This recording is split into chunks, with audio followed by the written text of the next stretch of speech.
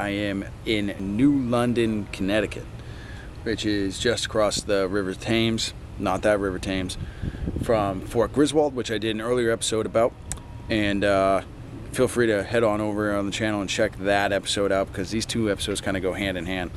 What happened here was Fort Griswold on the other side of the River Thames and Fort Trumbull here on the New London side. The British General Benedict Arnold landed two 800-man detachments of British regulars on either side of the river. One to take Fort Trumbull here, which we are about to explore, and the other one at Fort Griswold.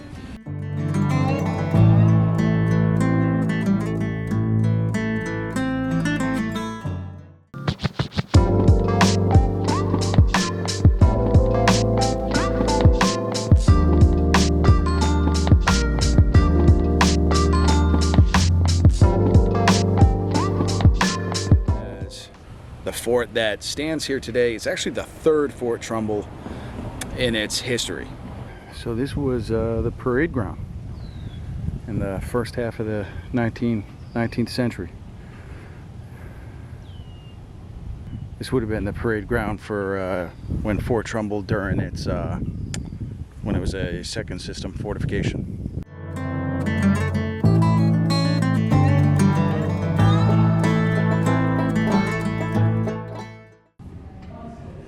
The man, the myth, the legend there. There he is, Connecticut native. This is where we are, Fort Trumbull. And over here is Fort Griswold, where we were in last episode. So you can see here, right, they have the 32-pound cannon on a small rail system here to go in and out. The cannon would fire around. They would bring the cannon back to the rear off of this cart here, which allowed room for its attendees to reload the shot, and then they could, once it's reloaded, they could slide the cannon back forward towards the window. And then this is pretty ingenious here.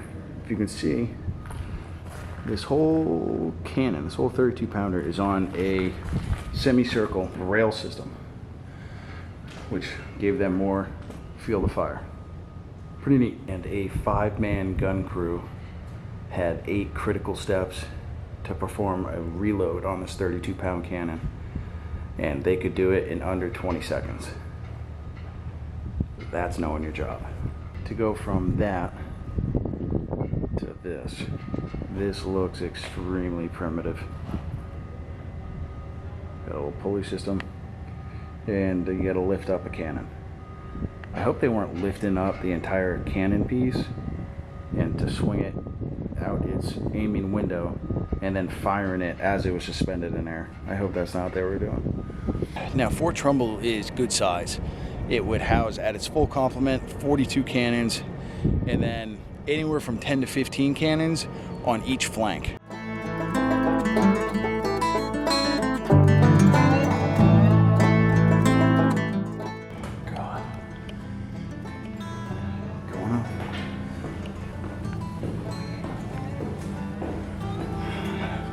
This is a true, legit spiral staircase.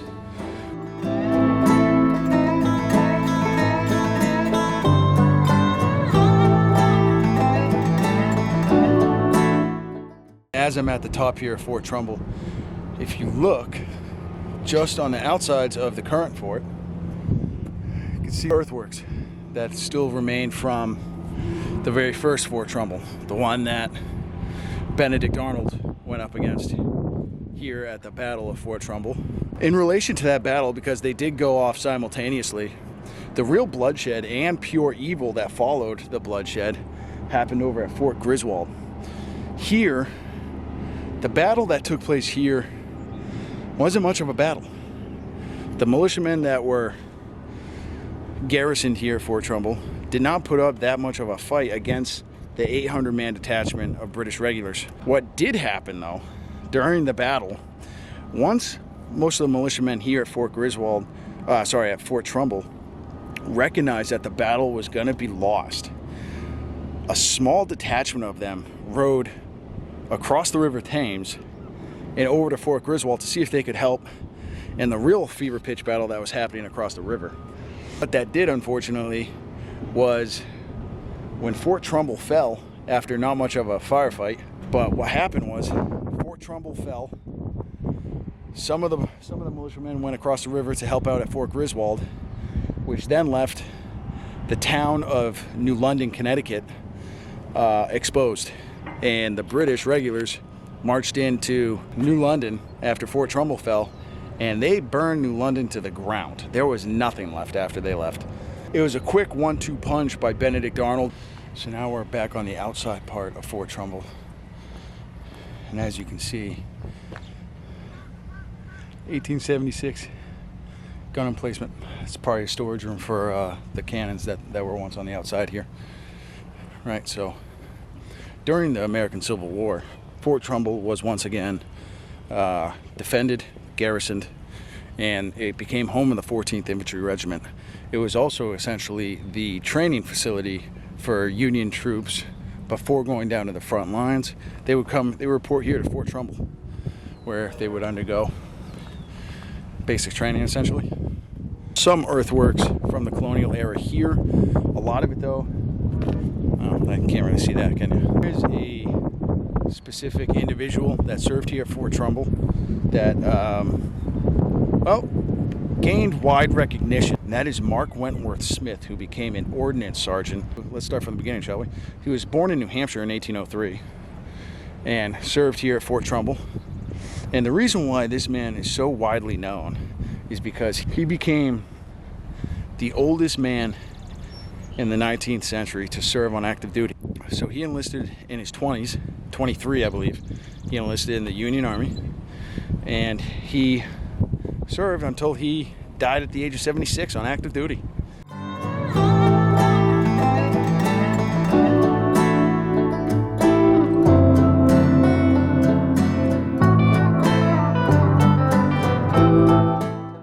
Now, post-Civil War, by 1910, Fort Trumbull was handed over to the Revenue Cutter Service, what is more commonly known in today's world as the United States Coast Guard. And between 1910 and 1932, Fort Trumbull served as essentially the Revenue Cutter Service Academy, more the U.S. Coast Guard Academy. After 1932, the U.S. Coast Guard Academy moved a little bit upriver. And between 1942 and 1946, Fort Trumbull ended up being a training center for merchant marine officers. And over 15,000 merchant marine officers would receive their training here at Fort Trumbull all through World War II. Now, between 1946 and 1996, right, those 50 years, the United States Navy would largely occupy the space here at Fort Trumbull. The building they used to occupy was for underwater sound research. Now you got to think what was happening between 1946 and 1996. Obviously not during the entire 50 years was the Cold War happening, obviously, right? But during the Cold War, a lot of shadow games was being played out in the waters, in the world's oceans, between Soviet submarines and United States submarines. And so the sonar research that was happening here at Fort Trumbull ended up having numerous breakthroughs, as well as providing more substantial surveillance of, say, Soviet submarines in international waters. Pretty neat. Fort Trumbull would end up closing in 1996, which would end 150 straight years of military service for Fort Trumbull.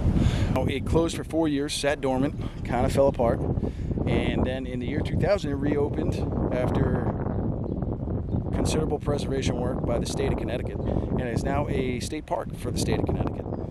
So you can come here, check this place out, because the history here is overwhelming. It spans from the Revolutionary War all the way through to really 1996, which is an incredible gap. We also have interactive exhibits if you have youngins, or if you're just a grown child like me, where you can really understand how sonar works, as well as the sonar technology that they developed here at Fort Trumbull during the Cold War, following World War II. But I hope you enjoyed this episode of Running Down History here at Fort Trumbull. Like I said, if you haven't seen my episode of the Battle of Groton Heights, which depicts Fort Griswold right across the river on the other side, make sure you go check that out, because like I said, these two episodes go hand in hand. Both in Connecticut, just on two different sides of a river. But again, if you enjoyed this content, smash that subscribe button. Really helps me out. Give the episode a thumbs up, and then comment down below. So I'll see you guys next week at the same time, same day, same channel. And this is the blockhouse here at Fort Trumbull. It's the oldest structure left standing. And during wartime, they say it's supposed to house 50 guys.